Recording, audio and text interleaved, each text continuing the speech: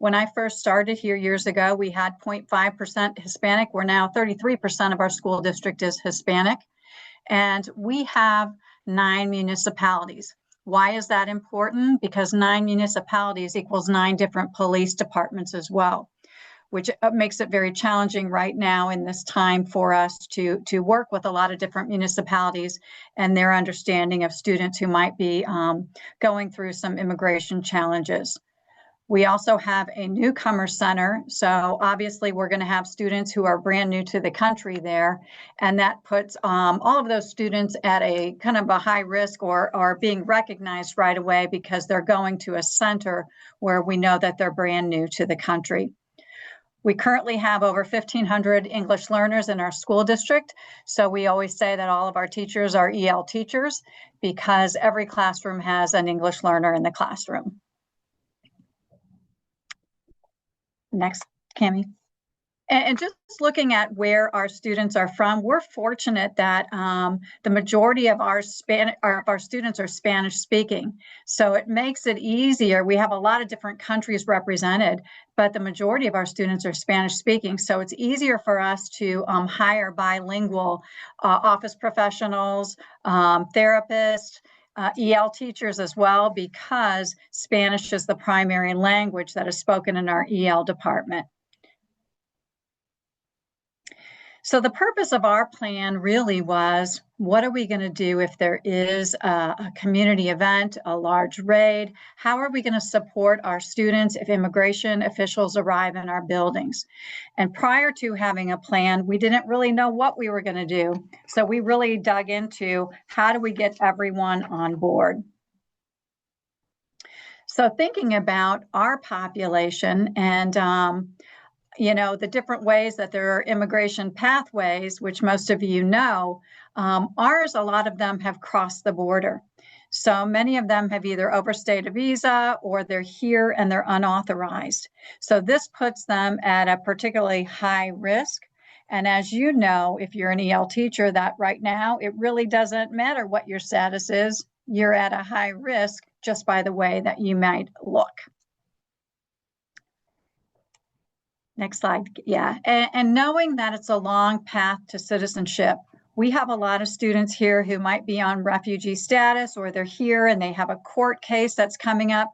It can take people 5 years or longer as they go through that process just to make sure that they can stay. So during that process, what we're finding out right now is people are going in to check in on their regular appointments and they're getting detained. So we have seen it's on, not here and there where we get families that are detained. It's on a weekly basis now that we're hearing about families who are being separated or detained. So if you can kind of just go through this a little bit quickly, because this is pre-election, what we had talked about when we created our plan. And I'm not sure if those are going to pop up for you, Cami. So they were talking about all of these things and we kept thinking, oh, a lot of this is not going to happen. And what did we find out? It all happened. So, we always thought, oh my gosh, sanctuary cities, they're not going to take those away. Schools are going to be safe spaces. A lot of that has changed for us. So one of the things that we made sure that we did is, because not everybody has the same political views or the same views about immigrants, is that we really kind of went back with our plan and talked to all educators about what is your responsibility as an educator. Whether or not you have a strong belief one way or another, you need to create a safe, inclusive environment.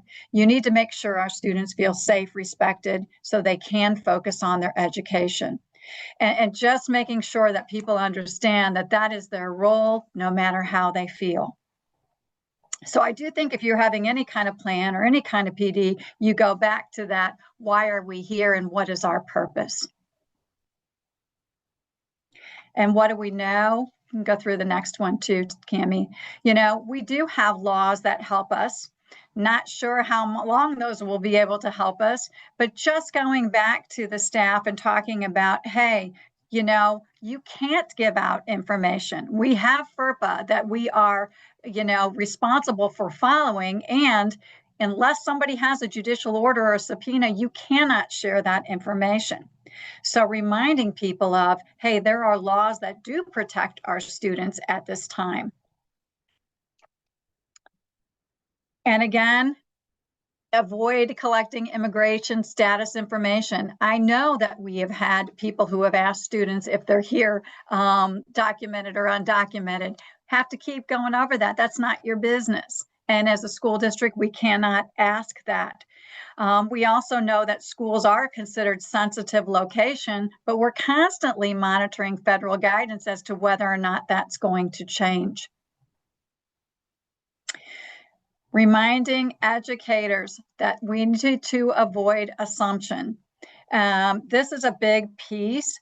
Just because somebody is an English learner does not mean they're not a citizen or they're in the process of becoming a citizen.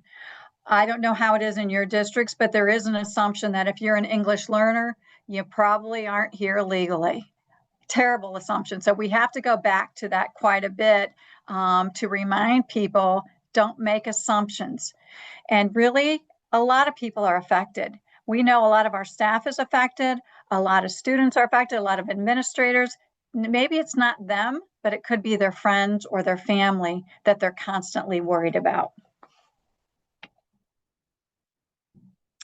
How have our schools been affected? And I'm sure your schools are the same way. I just grabbed this headline that was out there recently about in Minnesota, sending a child to school as an act of faith for immigrant families. And really, in the Ritenour School District, it's the same way. So our families are very concerned about sending their children to school. So obviously we have seen a decrease in attendance and concerns when students aren't coming. We also know that many of our families have been separated. Dealt with a girl today whose brother was detained. She's here all alone. She's now in a homeless shelter and trying to do roofing and some other things just to keep going. That's just one example of many of our families and how children are trying to make it on their own with no one here to really support them other than the schools. We know that there is a real fear for our families of going in the community. We have a food pantry, and that food pantry gets used a lot, but people are afraid to drive. So they're not necessarily going to the food pantry. So one of the things that we've done is we've brought food to families who are right now afraid to go out. We know that students, a lot of them are afraid to be active in sports because they're afraid that they're going to be seen out in public and that they might get picked up. We also know that there are insufficient resources and staffing with some of the cuts. I'm sure all of you had ESSER funding cuts. We're always uncertain with title cuts. And some of this has really changed for us, the amount of resources that we're able to provide. And I put down too, there are lots of rumors and misinformation on social media. For a couple of weeks, I was on the run every day because people would call me saying, hey, there's ice out in the community, or there's ice over here. And really, it's people speaking with one another, putting pictures out there, and getting a lot of families really afraid. So really helping families to understand you can't believe everything that you see out there, but it does affect our attendance when that gets out there. And so just reminding staff too, you can kind of skip through some of these, Cammie, just some of the things that we may see in a classroom. And one of the things that we have seen is a lot of depression, a lot of really sad students, a lot of students who are disconnecting in the classroom or simply skipping classes, leaving school at the secondary level. And many of them are leaving school because they have to go and work to help pay for some of the housing and food. I think that's really important for you to share with staff. Again, the need for, you can go again, the need for compassionate adults.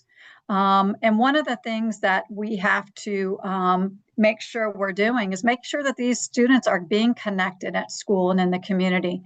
Are they being greeted when they come in the building?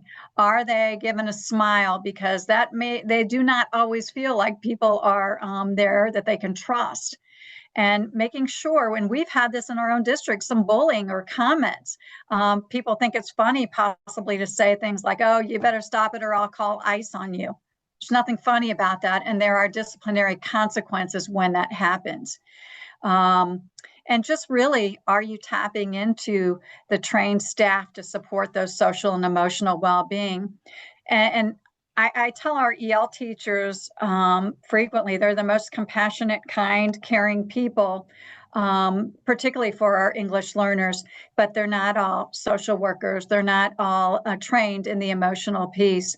Are we making sure that our SEL teams are doing some of that role and not placing it all on the EL teachers? Because that's not what they are intended to do, but most of them have a heart of gold that they're going to reach out and do something to support. It has to be a school team effort. So thinking about how do you share the information and who do you talk to in your district to make sure everybody has an understanding of what is a plan and how do we support, what do we look for, what do we see? Really, the number one is your building administrators need to be on board and they need to have a clear understanding of the plan in order for it to be followed and implemented. I always talk about the registration department, all your SEL teams, all the way down to your parents. Do parents know what your district plan is or what your building plan is? Should there be an immigration officer that comes to the building, or if there is a raid in the community, do they know how the school district plans to respond? So just making sure, again, that what we might see with some of the students, we are seeing that fear of going to an office or SROs. SROs are, law enforcement officials, and there's a lot of power in that role. And honestly, that with the SROs, we do have to be somewhat careful because they do share information and they can share information. So most of them we trust and that we want in our buildings to help us, but we need to have that clear understanding that what we share with them can also be shared with other people. So just thinking about that, and I'm going to highlight the one here, recognize the importance of language. And that's for staff too. People using terms like illegals, illegal immigrants. We're not going to tolerate that in our school district, in our classrooms, in our buildings, not by adults and not by students. So working with the HR team, there is a plan to address any professionals that are using that type of language. It is not tolerated and does not create a safe space for our students. And then really sharing, and I'm not going to go over all of this with you with this particular part, but I think if it's something you can share in your buildings as well with your administrators, what do you do if a student reveals their status or their immigration concerns to you?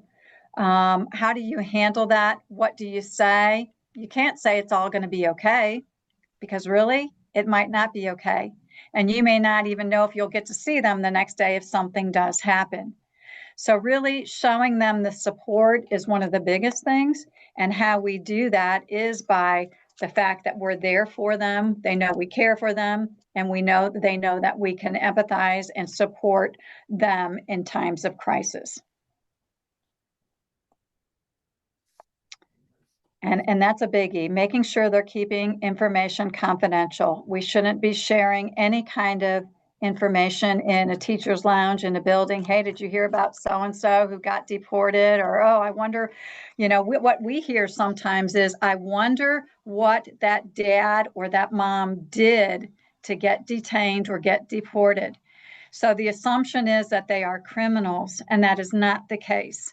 So just being clear that we need to make sure that we are respecting families, and particularly respecting our students who may have lost a family member due to a deportation. And again, I talked a little bit about school resource officers. And just so you know, too, immigration officials can access and review school records. And one of the things that we're finding now is I'm getting letters from attorneys and different people. Can you let us know how their attendance might be, and are they a good student? Because they're using those looking at immigration cases, and a student that has a lot of disciplinary concerns or attendance issues could possibly be used against that parent or that student, leading to deportation. So just really thinking about, are we being sensitive and doing everything we can to try to avoid suspensions, referrals, and, again, not letting people get off the hook for anything, but are we being understanding with some things that might be going on in that child's life? So really thinking about, too, with your staff, what is happening in the space, and really having people reflect. What does your space look like? What makes it feel safe and welcoming for all students? And what does your office do to advocate for immigrant students? I ask that of our office professionals all the time. That's the first spot that people go in. Are we inappropriate situations being addressed, or are we just kind of turning around and acting like we don't hear something? How are we responding, not just to all students, but particularly right now for this presentation for our immigrant students? What is happening in your space? And hopefully they can answer that what they're doing is a safe and welcoming space. So thinking about our plan, and really it's hard. I mean, everybody should come up with a plan. You don't want to do it when you're in a storm and trying to come up with something. So really thinking about, when it's a calm time, how do we make sure we have things in place so we're not in that panic mode? The areas that are addressed in our plan are, how do you meet these needs? And a big part of it too is that training and education piece as well. But a big one we're dealing with right now is the mental health piece, because that one seems to be pretty heavy and really taking a lot of energy and resources because of the students who, like I said, have been left here, and families are really in crisis right now with the person who has been making the money possibly not being in the household any longer. So one thing that we did in our plan is making sure that we have interpreters. Could you go back one, Cami? Making sure you're aware of who in your building might speak the languages, and that in case you have those interpreters needed, how do you reach those interpreters right away? And having a list of all the parent home languages available by the office professionals. We also know that we have staff members who could be affected and impacted, who might be here on visas or who might have some other statuses going on. As a matter of fact, we just had a staff member who went out a couple weeks ago to pick up with a gift card, was going down to Walmart to pick up some clothing for a student who is an unaccompanied youth right now because her parents have been detained.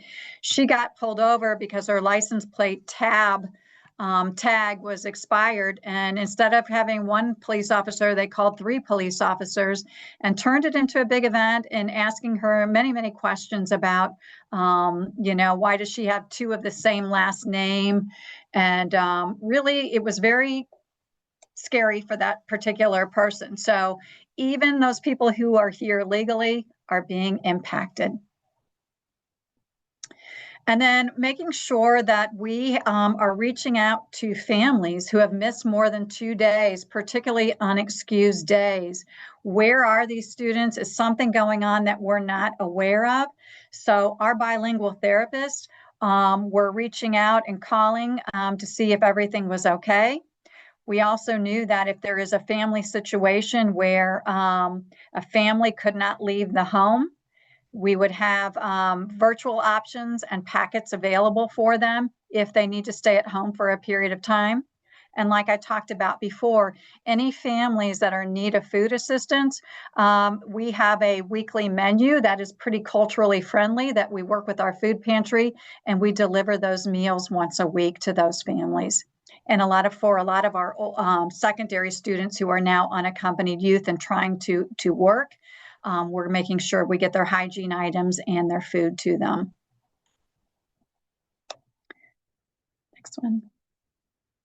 Next one, Cami. Did I go to the next one? Okay.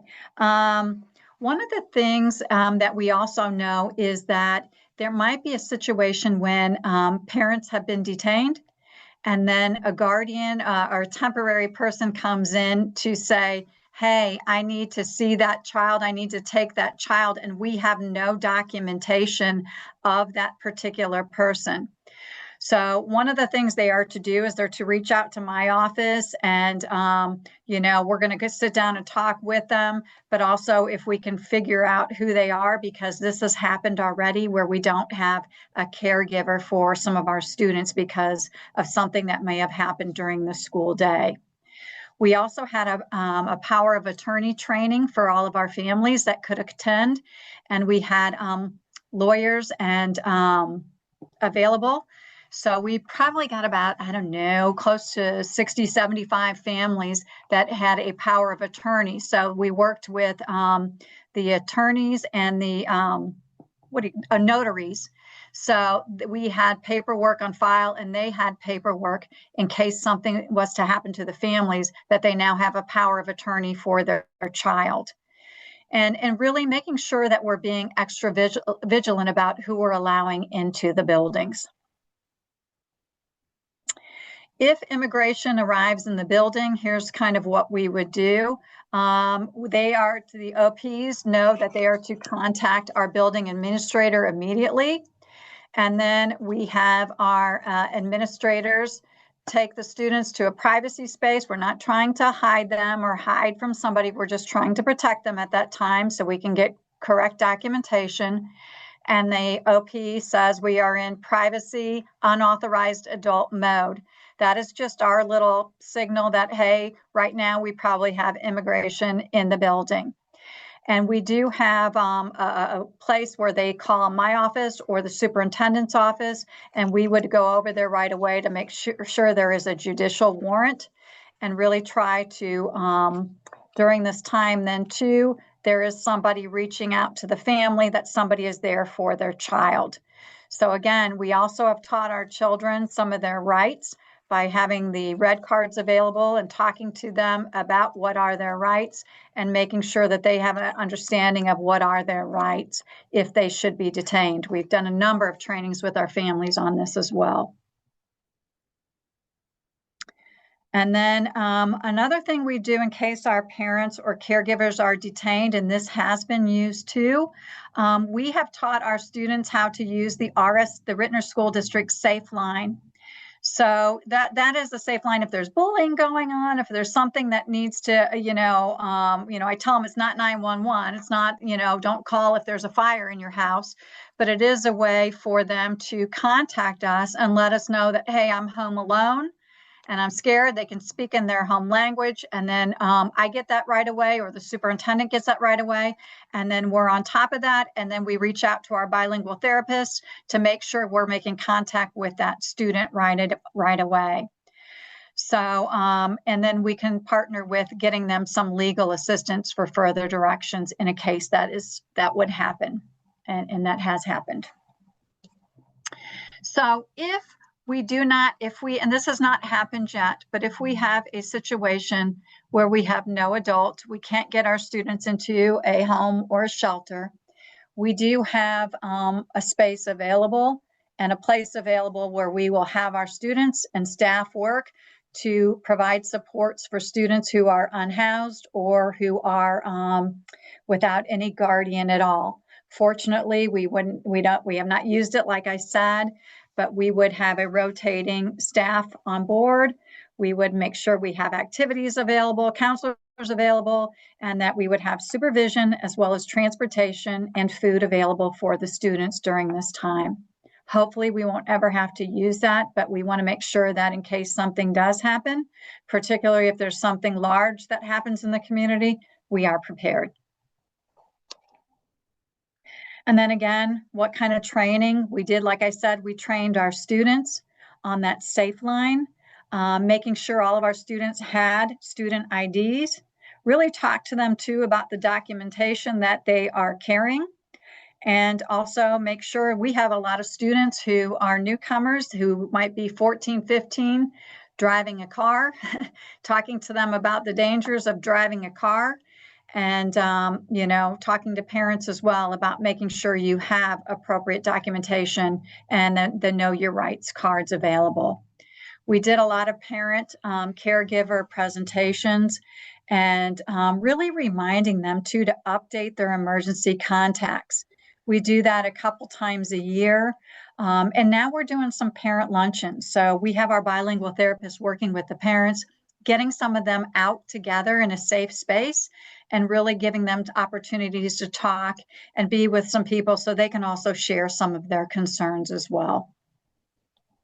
One of the things we do too is we have a bi-monthly meeting with all of our EL and Spanish-speaking families with the superintendent, me, our bilingual therapist, our family liaison, food service, different people, where we have sometimes up to 150 people, parents on board, where we can talk to them like about the WIDA test. We recently, several months ago, we talked to them about how to get coats if they're going to be absent, talk to them about the Safe Line. It's a really safe space because they can, don't have to come out in public for this meeting. We can just do it on Zoom. I can tell you some of the Zoom calls are a little bit wild because we have to constantly tell people to mute, but they have been so good about coming on and asking questions. And one of the hot topics is usually food. Not sure why. They just don't understand. They don't like the chicken and some other things that we have. But if that's all we have to worry about, that would be okay.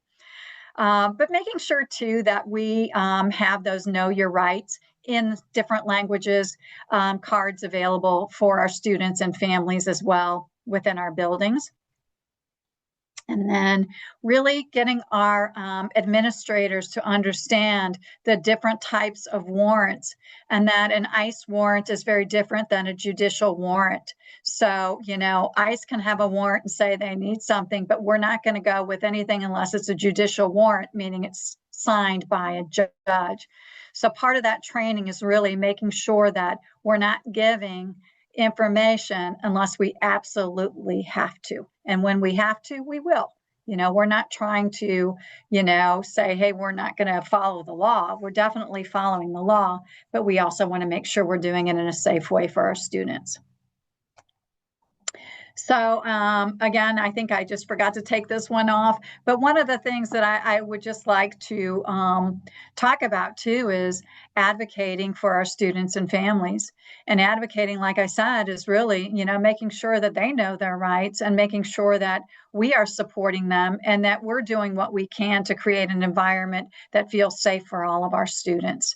And so, yes, do we need a plan? Absolutely. But really, a lot of kindness, compassion, and caring goes a long way as well.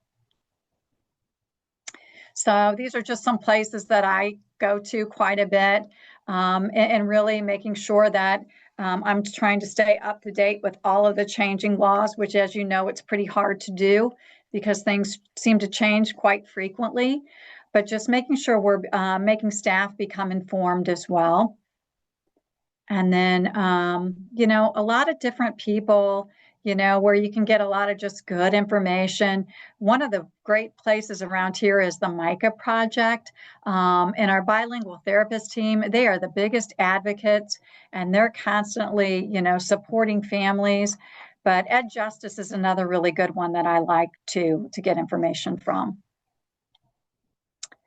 So I rambled on quite a bit. So I apologize for doing that, but I wanted to make sure I covered everything for you. And hopefully if you have some questions and I didn't bore you too much, I'd be happy to answer anything.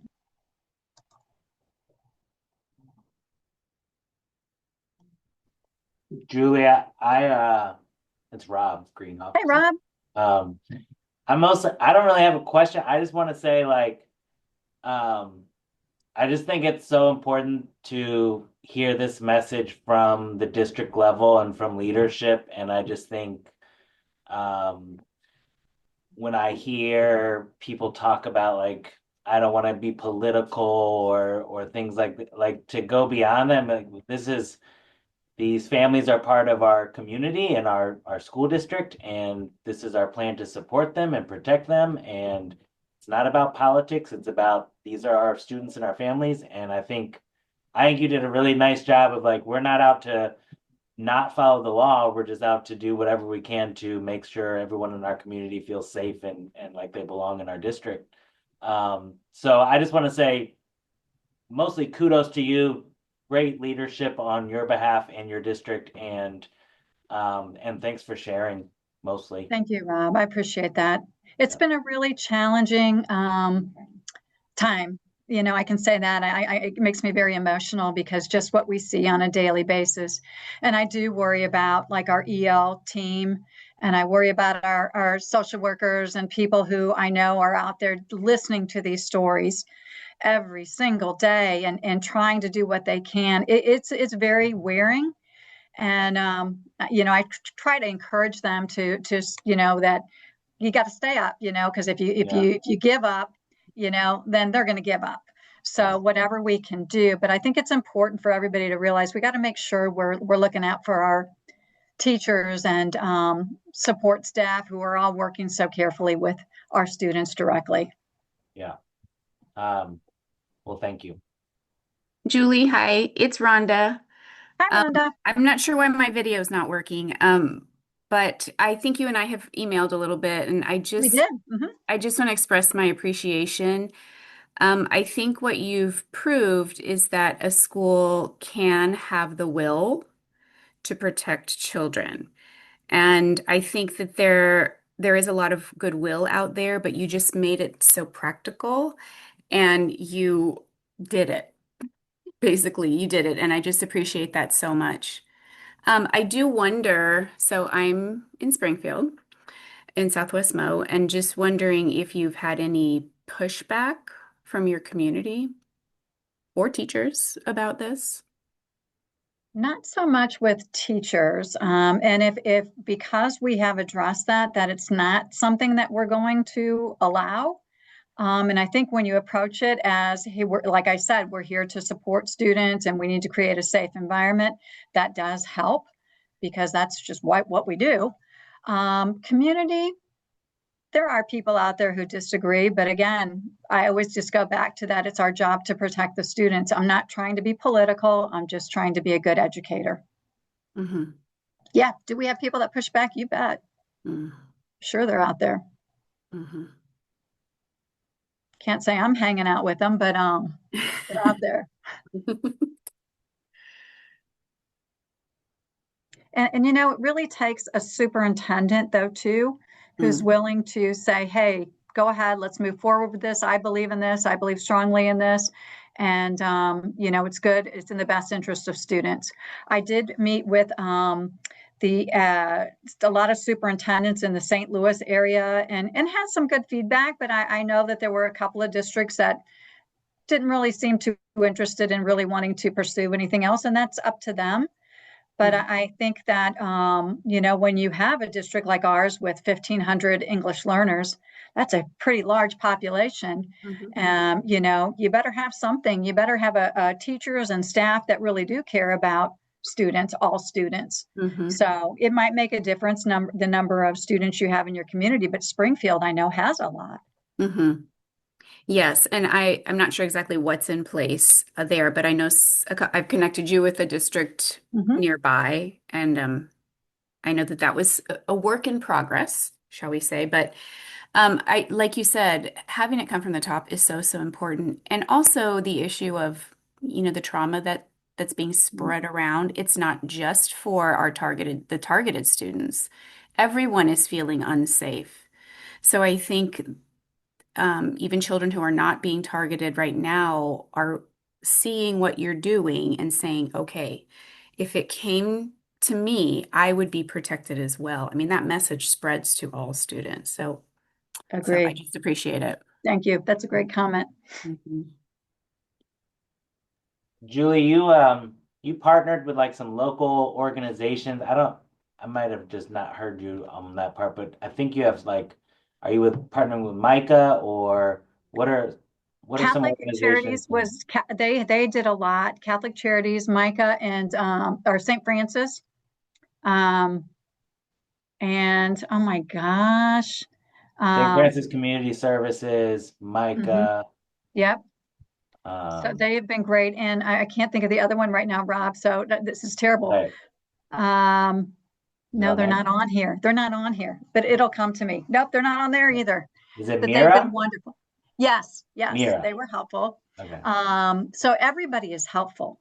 Yeah. Everybody is helpful. And I think if you can align yourself with a community agency that has the same kind of belief or the same goal to help families, um, that's right on target. I mean, and I know that even like different places have reached out, like different churches and things saying, hey, we'd like to do something. What can we do? And, I just say put some hygiene kits together and put a little note in there saying, Yeah. hey, you may not feel like a lot of everybody cares, but we care about you.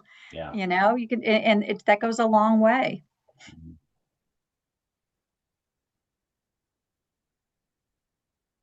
And I I wasn't think I wasn't aware of how many incidents you were having. My brother is in Minnesota and not in Minneapolis, but in a different city, but they've experienced a pretty big presence. But you were saying like maybe daily or weekly, or how often are you feeling I like there's would say encounters? for sure weekly. Okay. And then there are times when it feels like it is happening more than weekly. I mean, we had a couple of situations last week. And there hasn't been a week where we haven't had something that's gone on with a family member. I'm sorry to hear that. Yeah. And ICE is out in the community. They're there.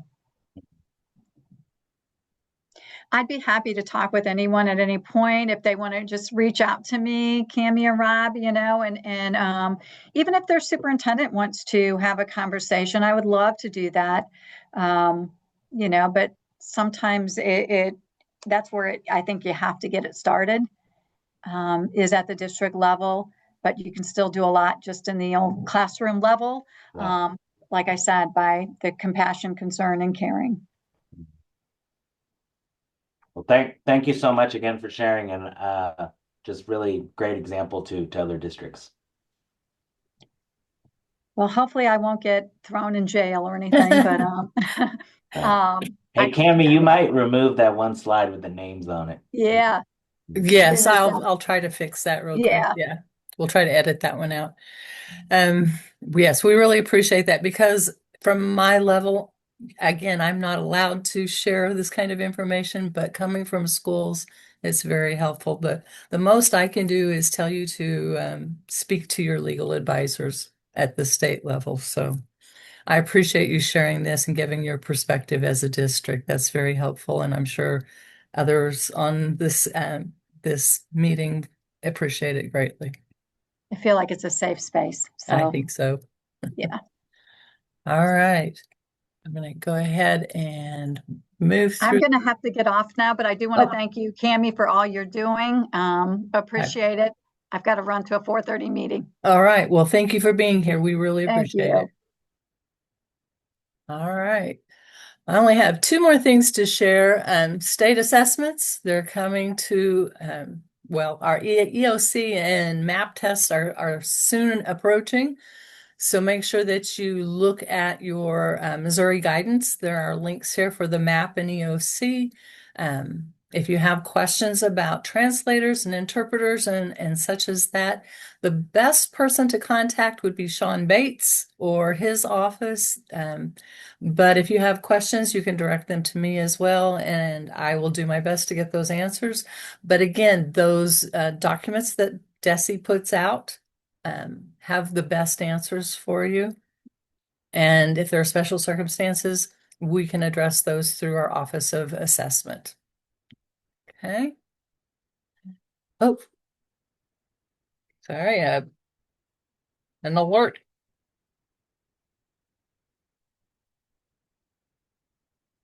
Public safety alert. All right. Again, access test is coming to a close. It ends on the 27th. I believe our extra materials window has already closed. You have to have your test postmarked by 3/13/26. That's what ensures that we get them back and graded on time and our reports back on time. validation, the first pre-reporting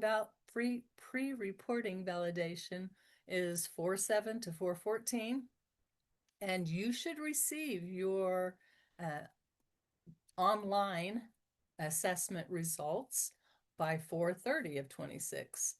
You'll receive your printed results if everyone gets them back on time and it gets to them at the right time. We're scheduled to have those back by May 18th, 18th through the 20th. So hopefully everyone gets them mailed in at the correct time and they can go through that process and get them back to us in a more timely manner this year. Then we have post-reporting. So if you get your reports and you find there still is a mistake somewhere, you have a chance to correct that. And then you can go online and print a corrected report. After that 5/28/26 date, we cannot make any more changes to your reporting information. So anything that happens after that, you cannot get an updated official report. So we can calculate some differences in your scores, but we can't print a new report after that date. Okay, so it's really important that you go through those pre and post reporting validation to make sure your information is correct. All right. And then updated access and alternate access data is posted on 6/10. All right. As always, we have our mail specialists that we hope that you reach out to if you have questions. They're there to help you and come and work with you. Just give them a call, or you can also contact me at any time, and I'm happy to help you as well. Hopefully you learned something good today. I know I'm in awe of what they're doing in Ritenour, and they're doing a lot to help their students. So, and as Julie said, give them a call if you have questions. They're happy to help you as well. And with that, I'm going to open it up to questions. I'm going to go ahead and turn off our recording.